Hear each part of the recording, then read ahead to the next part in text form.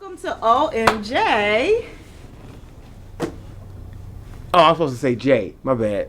I need you to work that out. I'm like the second J. Am I the first J or the second J? I'm the first J. I should be the first J. No. OM, Jessica, and Josh. J-E-J-O. It should be, yeah, but Josh is shorter than Jessica. It makes no difference. I'm first. Thanks. I feel as though I'm in the Twilight Zone, but ain't no Twilights. There is no lights nor twice. Let's keep going.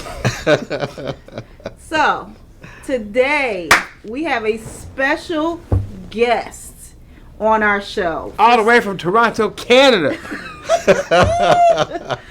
Guess what? We have the Freaknik lawyer, Mr. Harold Harvey, on OMJJ podcast today, guys. Listen, this man has saved many of lives just by doing what he had done as a lawyer. Today, we're going to highlight his book. We're going to talk a little bit about him. We're going to talk about his past. We're going to talk about what he's doing right now and what he's moving toward in the future. We're very honored to have you on the show today, Mr. Harvey. Welcome.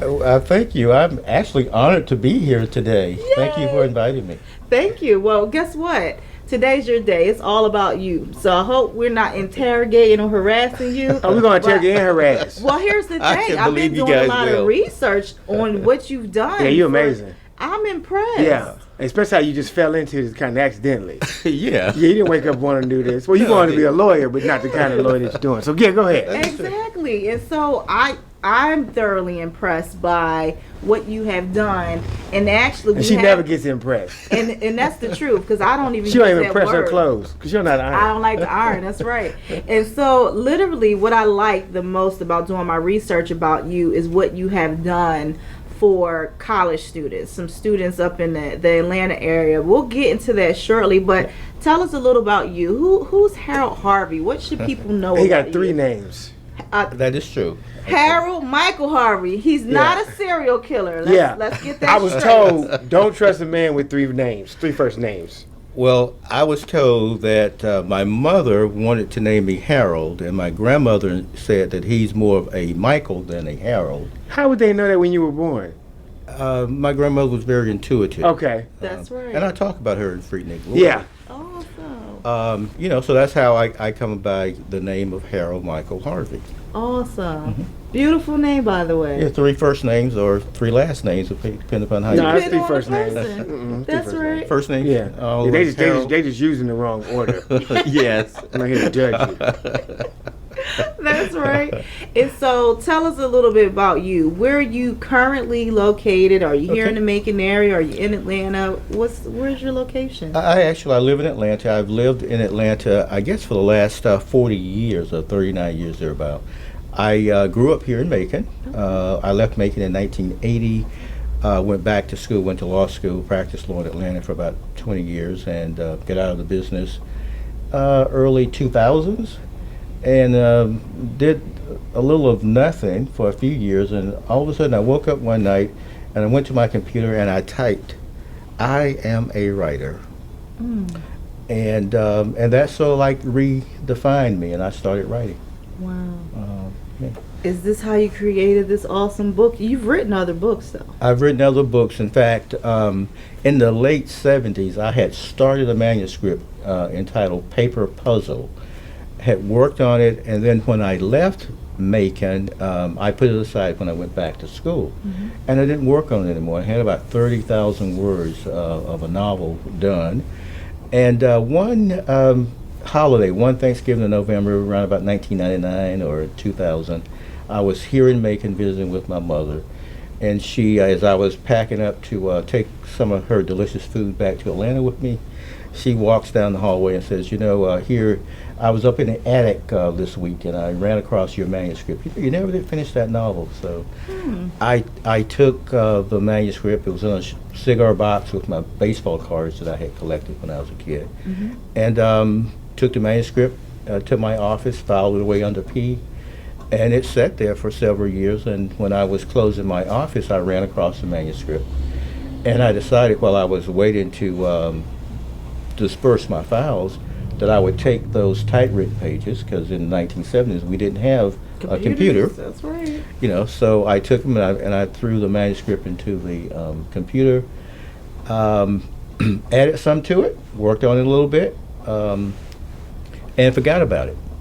And about 5 years later, 2008, I saw this advertisement for True TV was looking for the next great mystery writer.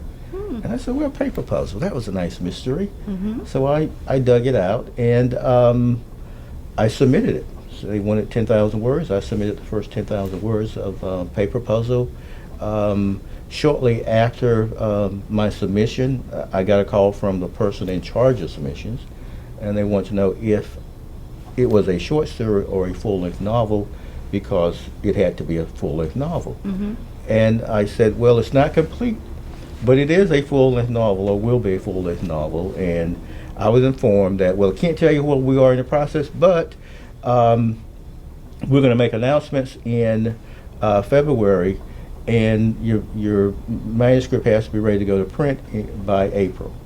Would you, if you were one of the winners, 3 winners, would you be able to go to press by April? It's no way, because I had started the series work, and I just could not figure out how to crunch that out in such a short period of time. In fact, I did do it in 4 months. So I worked on it a little bit. I was a little disheartened, and a few days went by, and all of a sudden it hits me. You would not have gotten that phone call had they not been interested in that manuscript. Says, you're onto something here. You've got to finish this. So I started working and did a little bit in December, did a little bit like January, did a little bit in February. By March, I'm not working on it, right? So in July, I asked my wife of 29 or 30 years at that point in time if I could find a cabin in Tennessee and go away, and she stayed in Atlanta, and I go and just write for a year until I finished. And without blinking or giving it a second thought, she says, yes, if you think you can do it, go do it. So we went up, found a cabin, and I sort of like bare boned it, and I worked from 2 a.m. in the morning to 7. She likes to read at night before going to bed, and so I would then call her, around 8, and instead of her reading herself to sleep, I would read her what I had written the morning before. And then she would give me advice. I think that character needs to be fleshed out a little bit more, or maybe work on this, or I think you're on to it, keep going. Then I would go to bed, wake up again at 2 a.m. and work from 2 to 7, and that process. And it actually took me 4 months to complete the manuscript. Wow. And so that's Paper Puzzle, set in the 1970s, middle of Georgia, Macon, Georgia. You read it, you may find, well, you're not from here, but being from here, you may recognize some characters, some scenes, some things that occurred in the past. Wow. That's impressive. That's Paper Puzzle. Did they pick it up? No, they did not. I mean, that process was done because I didn't meet the qualification. I didn't meet the deadline. Okay. Although I did meet the deadline, I didn't know that I could do it in 4 months. Okay. But once I started, I mean, the stuff just flowed. The words just came, and it was like a muse would wake me up every morning at 2 o'clock, like clockwork. If I stayed out late and maybe didn't get to bed till 12:30 or 1 o'clock, 2 o'clock, I wake up. What did it mean? First of all, can we get the book anywhere? Paper Puzzle, you can't get anywhere because it's out of print. However, this is the 10th anniversary. It was released in December of 2009. So this December will be the 10th anniversary. I will have a 10th anniversary edition coming out in December. Really? Wow. Really. Let us know. We'll do. Oh, I can just come by your house. I got a flash drive. Just give me the file. He's this. I'm not gonna sell it. You're not going to sell it. I will tell people to buy it though. There you go. I mean, I'll be your reviewer. Well, I mean, that's advertisement, so maybe we can work something out. I definitely do that for you. Yeah. Okay. I get very good reviews, He but if your likes stuff to read, sucks. Oh. They were like, well, what do you think about Paper Puzzle? Man, he can really spell. What about the book? Man, the cover is amazing. So if your book ain't no good, but I'm sure it's going to be excellent. It is good book. Can you talk to the fact about how you had to go to a quiet place or a certain space to write? Yeah. You had to, instead of some people think that you have to be around a bunch of noise to activate your brain. But in many cases, from a communication standpoint, for stuff to be communicated to you, you got to block all that stuff out. So true. Can you break that down for us? I'll try. Well, first of all, I think in terms of writing, and there are a lot of people who want to write and they never take the steps to do it. Writing is sort of like you have to approach writing like you would your prayer time, your meditation time, your yoga time. You have to designate a time and a space, and you have to say how long of duration that time is, okay? And every day at that time, you go to that space and you write. And so even in those times when nothing creative really comes, you know, if it's 2 a.m., it's time to write, and there's just nothing but gibberish floating around in my brain, well, that's what I write.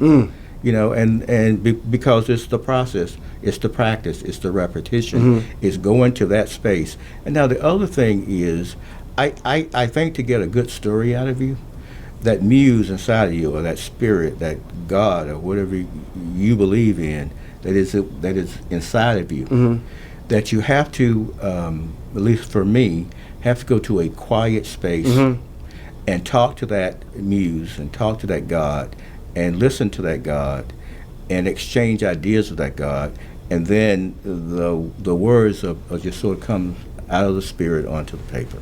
You know, so that's sort of like the approach that I take to writing, is that you have to listen to the voice inside of you, and you have to talk to that voice, and you will get guidance and directions in terms of what the Spirit want you to communicate to the people, other people in the world.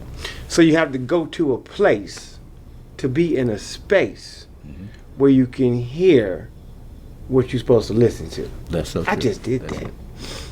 You just did that? I just did that. Two things. Are you familiar with Mark Victor Hansen?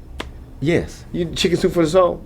Yes. He told me directly, and he said, Josh, everybody has a story. That's so true. He says, no matter what you've been through, no matter what your life is, everybody has a story. And he said, every book can be a bestseller. He said, but the first thing you got to do is write it. Is writing. That's right. And when you wrote to your screen and said, I am a writer, talk about what that did to you. Because real quick, I deal with a lot of young people, and I tell them, if you say things and vocalize them, then visualize them, it automatically activates the process. But sometimes people are so fearful of even saying it. So they keep the negative energy right here because they don't want to say the positive, because they don't think it's possible. I say burn the positive. Just say what you are, and that's what you're going to become. So speaking about when you said, I am a writer. You know, that moment in time comes to me when I'm really trying to redefine myself. You know, I had spent this long period of time, you know, as a fire-breathing litigator, and now I find myself outside of that space, and so I'm not quite sure who I am. You know, you can do a thing for such a long period of time until you become that thing, and so now I'm no longer that thing, and I'm trying to find my way, and so the muse woke me up, and I went to the computer, and that is what came out. I am a writer. And so I redefined myself. I was trying to define myself. And by invoking those words, it said, yes, you are. You've always written. And maybe now is the time for you to get back to writing. And I started writing. And so after Paper Puzzle, it had a pretty good success in the early 2010 to 2014 or so. And then we had these incidents that occurred in 2012 with the murder of Trayvon Martin and of Jordan Davis. And when those jury trials eventually took place, and the verdicts, I with a legal education, had a hard time understanding the jury verdicts. So I was waking one morning, and the muse said, well, you've got to explain what just happened to lay people. Because if you're having a problem processing this, maybe you need to talk about it. So then I went to work on my second book, which is Justice in the Round, Essays on the American Jury System. The big problem I found with both of those trials, the Trayvon Martin trial and that first Jordan Davis trial, is that the prosecutors did not actively engage the prospective juror panel on their racial feelings. Now, as a trial lawyer in the 80s and the 90s and early 2000s, I was always confronted with this dichotomy of race in my cases. And so I had to find a way, and usually I travel the state and try cases, not only in Atlanta, in the metropolitan area, but the further you get outside of the metropolitan area, you're in primarily white counties, where the only black people in the courtroom would be myself and my client. So the task becomes, how do you then get white jurors to release themselves from their environmental culture, their racial prejudices that they probably are not even aware that they have. And so I developed a way to do that. I had a young man who was charged with murder toward the end of 1999. I believe we started trying the case in January of 2000. I was convinced that he did not participate in the murder. Before I took the case, I had seen news accounts of a murder one weekend. And I remember sitting on the couch watching the news, and then my wife looked at me and I looked at her and I said, those guys deserve whatever they get. I don't have anything to do with it. Well, lo and behold, on Monday morning, the mother of 3 of the kids called me. And when my secretary told me who was on the phone, I said, I don't want to talk to her because I don't have anything to do with that case. But she continued to call. And so I would never come and take the phone call. And so she started in on my secretary the second day, on Tuesday. And I wouldn't take the call, and she would continue to call on the hour. Well, it was Mr. Harvey back from court. He's in court. I'm sitting right there. And so finally, the secretary says, Mr. Harvey, you've got to talk to this lady because she just worn me down. So I get on the phone, and she gives me the spiel about her sons are innocent and they're going to kill my boys, and I need somebody. Johnny Cochran told me to call you, and you're the only person that can help save my boys. And I love Johnny Cochran, but he was not about to pull me into that case. But I could not get her off the phone. So I thought I lied. I said, I tell you what. Lawyers lie? I couldn't lie. That's news. But I thought I told one. I said, I tell you what. I'll be up there first thing in the morning. I have no idea. I'm not going up there. But you just lied. I just lied. I thought. But it got her off the phone. So she hangs up and says, oh, great, I'll see you in the morning. So I get home and I tell my wife that I finally talked to the lady. She says, well, what did you tell her? I said, well, I told her I'd be up there first thing in the morning. She says, I thought you said you didn't want to have anything to do with that case. I don't. But I had to get her off the phone. So I have dinner, I go to bed. 2 o'clock in the morning, I sit straight up in the bed. God says, you got to go to Bartow County. So I said, okay, I'm going to get a shower. I'm going to go down to the office. Because I hadn't prepared to be out of the office that day. I said, I've got to prepare some things I need my secretary to work on. And I see probably about 8 o'clock, I'll head up to Bartow County. I get up there, I talk to all of them, and all of a sudden I'm talking to this one of the brothers in this family. There was 3 brothers and a friend of the brothers accused of this very brutal murder. And so I talked to the oldest of the brothers, and he's talking to me, but I'm not listening to him, and he realizes I'm not listening to him, so he begins to yell at me. Oh, wow. Look at me. Look at me. At the top of his voice, he yelled, look at me, look at me, look at me. And so for the first time, I looked at him. He says, I don't even look like my brothers. I said, oh, yeah, you don't. He says, you talk to my brothers again, you tell them they better tell you the truth. So I did. I said, no, he had no idea what we were about to go do. He just came along for the ride. He had no idea what was going on. So I knew that I was an innocent man that was facing the electric chair if I did not do something. Interesting. So I undertook the case. But now I've got a very brutal murder of a white teenager. 4 black kids are accused of having committed the murder. The prosecutor never calls the defendants by their name. He said they did, them and they. That's a subconscious tactic. There you go. Them and they were on trial. Never called my guy's name or anything that he actually did because he didn't do anything in furtherance of that particular act, right? So I had to figure out, how are you going to convince these jurors to set aside their racial biases and prejudices for 3 weeks and listen to the evidence? Because they listen to the evidence, they'll let this guy go. But I know if I can't get them to listen, they're all going to go down the tube. So I thought about something that had taken place with me when I played baseball at Tuskegee in college. Oh, you were Tuskegee? Yes, sure. So one day on the baseball field, we were at home, and Savannah State comes over to Tuskegee to play us.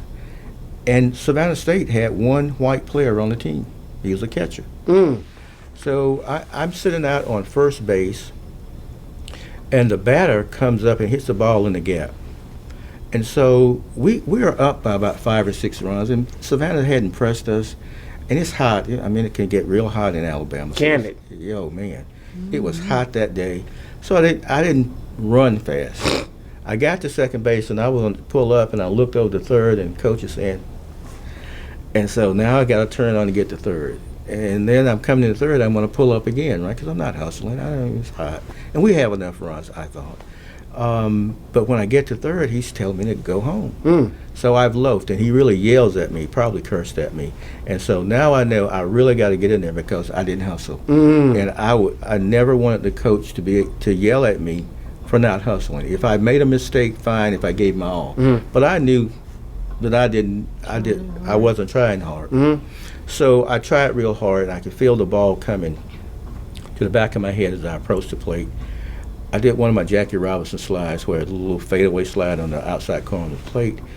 And so when I turn around, there's just a plume of smoke, of dust. And I don't know if I'm safe or I'm out. So the catcher is walking towards me. So this white kid, a little smaller than me, I picked him up and dumped him down, stepped on the base. Umpire says, you're safe. He didn't chastise me for dumping the catcher. That was obviously not a baseball move. The umpire was the postman in the community. I would run into him in town at the grocery store and stuff. A very moral man. Never said a word to me. My coach Martin, very moral man. Never said a word to me. But when I reached the first step of the dugout, Stephen Duval, who lives here in Macon. I think I know. You know Steve? Yeah. Steve was our first baseman. And Steve and I were in high school, so Steve has known me for years. When I get to the first step, he points his finger in my face and says, boy, you're a racist. And I'm stunned. My mama didn't raise me to be a racist. But the only way I can explain having picked that catcher up and dumped him is because he was white, and he was the only white person in the ballpark. And I knew the coach, I knew the umpire would not say anything to me about it. And that's what racism is. It is a power to control the destiny and the outcome of a situation for someone else. Wow. So I sat there in that dugout because Steve had called me out. He knew I was better, and he wouldn't let me get away with it, what the coach and the umpire did. So I sat there in the dugout, and I said, I've got to change this, all right? And when I went back out on the field, I had resolved in myself that I was never going to act that way again, or be let any type of subconscious, hold any type of subconscious racial feeling, a bias or prejudice against somebody else. That was what I'd always fought against. And here I was acting it out. So you told that story in court? I told that story in court. First I asked, is there anyone in this panel a racist, harbors any racial feelings against anybody black? and I would raise my hand. And of course, none of the white people sitting in the panel would raise their hands, right? And so then I would go through this spiel and tell the story. Told the story all week. So now, and when we broke for lunch on the first day, the bailiff stopped me on my way out of the courtroom. Were you safe or were you out? Black guy, white guy? White guy. Uh-huh. I mean, my client and I and my wife, who helped me to pick juries, she doesn't have a legal degree. She has a sociology degree. Oh, wow. That's more important. Yeah. She knows people. Yeah. And so I would take her in important trials to gauge the jurors. Because, one thing about a wife is, she'll look and she'll say, we're discussing who we're going to pick, and I'll say, well, I think juror number so-and-so, it's kind of maybe a good juror. She'll say, you didn't see how she looked at you. They know. They pay attention. That's right. Women. Say, oh, no, you didn't see how she was looking How was she looking at you? Who knows? But she know. Yeah, she knew that she didn't like me. Well, okay. So more than likely she would vote against me. She said. That's right. That's right. But so on the ride back, we were on the ride back to Atlanta. Get halfway back to Atlanta, and I said, "Oh, they're listening." That's what I wanted them to do. Good. They're listening. And the same thing on Tuesday. We leave the courthouse for lunch and for the end of the day, and everybody would ask me, "Were you safe or were you out?" I said, "At least they're listening." Yes. And so that was a plus. And the trick is don't answer the question. There you go. Yeah, that's another conversation. On Wednesday. Yeah. On Wednesday, when we finished the voir dire for Wednesday, at the end of the day, 5 o'clock, judge clears the courtroom. I thought, now I go up to the line, right? I wouldn't cross the line, but I would go up to the line. So I said, oh my God, I've crossed the line. He's going to chew me out. But he says, at lunchtime, deputy came to me and said that when he was on his way into the courthouse on Monday morning, juror number so-and-so asked him, what did he think about that nigger lawyer from Atlanta? Now, what do you want me to do? I want you to strike him. I don't want to use my strike. So we resolved the legal issue, right? So we're on our way back home again. Halfway to Atlanta, I said, bingo, we just won that case. She said, what are you talking about? We just won the case. The judge did not have to do that. He didn't have to do that, but more importantly, it's the police, it's the sheriff deputy. That's right. That's the sheriff knew on Monday morning that was a racist, biased statement for a juror to say about a lawyer who was going to try a case before him. Wow. But it was normal. It was white folks talking to white folks, and he didn't say a word about it. But the fact that I humanized them with the story of my racist actions when I was a college student caused that juror 3 days later to come forth and say something that he had heard a juror say 3 days before. Wow. Did you know which juror said it? Yes. Okay. He was 72, 73-year-old guy. So we got him off the panel. We had him to stand up the next day when the judge. So everybody saw it. But they don't know what we never discussed. Oh, they never know why he got kicked off. Okay. Never knew why he got kicked off. But that was why he got kicked off. And that was why I knew it won the case, because that meant that if that officer had been, socialized by that story, the people on the jury panel would be. And so my guy was acquitted of malice murder. And what's he doing now? I mean, I'm not sure. I haven't seen him in years. Yeah. How'd the mother act afterwards? She was elated over that because it saved his life. One of her kids did actually get the death sentence. He hasn't. It has never been carried out. But she was happy that one didn't, and I think the third child didn't get. He got life, and the third child, which was the youngest, got life. The middle child got death. My goodness. But that sentence is still pending. But yeah, that worked out for them. Wow. And so that's what I would do. And that's what the prosecutors failed to do in the Trayvon Martin case and the first Jordan Davis case. They failed to pull out the racial biases and prejudices that all people have. Okay? And it's socialization, it's culture. You wake up with it in the mornings, and I would always ask my jurors, to set that aside. When you walk inside the courthouse, If you could just set that aside. Yeah. Now, you can pick that garment up when this is over. On your way out. In 3 weeks. But for right now, set that aside. And so that's what Justice in the Round, Essays on the American Jury System, attempted to explain that for the lay public, and also if lawyers or prosecutors or defense attorneys, criminal defense attorneys will read it, they could probably learn a thing or two from my experiences in picking juries. So that's book number 2. Wow. And then, of course, Freaknik Lawyer is book number 3. And why I wrote the book, a production company, there's a documentary out on Freaknik. Mm-hmm. There's a bunch of them, isn't it? Well, there's one that I'm in. Okay. And that's the one I know about. So this group that came down from New York, and they wanted to talk to me. It took us, we talked about it for a couple of months before I finally agreed to talk about it. Can you give a quick outline of what Freaknik is for people who don't know?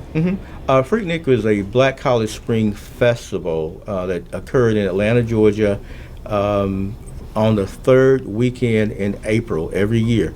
That started around the early 1980s, 80, 81, probably 10 or 15 kids at Clark College. They had merged with Atlanta University at that point in time, and Spelman, who got together because they couldn't go home for spring break. The campus was cleared. People who could go home for spring break had gone, and the people left on the campus, they threw a blanket on the lawn, got some music, the boom box, and got a little boom farm also. And Boone's Farm. They were probably drinking something else in the goodness. 80s. I'm aging myself. But, Lord have mercy. but at any rate, they had a little picnic, and the following year, I believe Morehouse and Morris Brown came along, and so now you got 50 kids, maybe 100. Really? And Out for a picnic. Out for a picnic because they couldn't go home, during the spring break period of time. And so they would come together that weekend, or that Friday or Saturday, and hang out and just have fun and socialize. And so, but then the crowds kept getting bigger, and then the word began to get out among other black college students throughout the country, and eventually got to black students at predominantly white colleges and universities. And so people started coming to Atlanta in droves, and the guys would come and they would rent cars. I mean, these nice sports cars and nice SUVs, and they would parade around Atlanta, mostly in Southwest Atlanta, in the black areas. And I believe in 1995, we were a year out from the Atlanta Olympics. The crowd is so large in 95 that it boggles the traffic. It shuts it down. I've never been, but I got friends who went, and they said it shut the city down. Well, and they can't wait till it happens. Right. Yeah, back in the day. Yeah. I mean, it's a lot of fun for college kids. But in '95, so many people came, and there were so many cars that's the first time that the city could not manage the traffic. Huh. And probably because it caught them off guard. Nobody expected that number of people to come into the city for that weekend, and so your public safety vehicles, emergency vehicles couldn't get out. Oh, wow. Police couldn't get out to their calls. So the city was sort of like at a bottleneck. Weeks following the 95 event, the chamber, the mayor, elected officials got together and said, we've got to do something. And so the word went out that you've got to discourage them from coming to the city of Atlanta.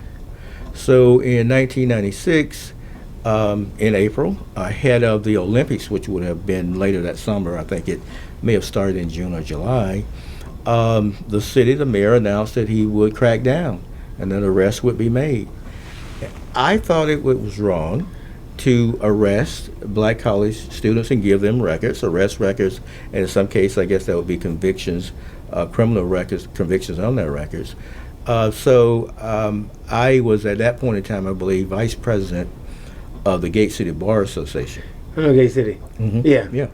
And so I asked the president if I could then organize a group of lawyers from Gate City to represent the kids, and he agreed. And so we set it into motion. The press conference, said that we would represent kids who were arrested in Freaknik, as long as it didn't involve violence, drugs, or guns. Okay, and so when the day of reckoning came, no lawyer showed up for me. So I had to. It was my idea. I had to go forward, and so I did. I represented 180 kids the first weekend in 1996, 165 in 1997, and I believe 75 in 1998. Did not do it beyond that point in time.